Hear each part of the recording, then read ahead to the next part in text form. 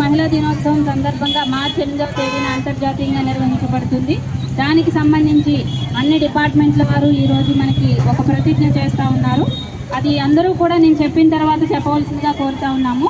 ఇది బాల్య వివాహాలకు వ్యతిరేకంగా ప్రతిజ్ఞ చేస్తున్నాము.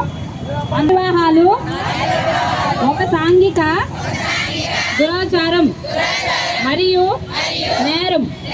బాల్య వివాహాలు బాలిక విద్య, రక్షణ, ఆరోగ్యం మరియు అభివృద్ధికి ఆటంకమే కాకుండా వారి కలలను సాకారం చేసుకునే అవకాశాలను దూరం చేస్తుంది.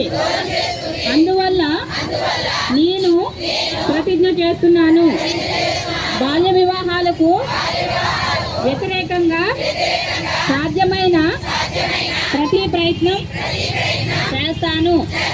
నా కుటుంబం, నా పరిసరాలు, నా గ్రామం మరియు సమాజంలో బాల్య వివాహాలు జరగకుండా చూస్తాను.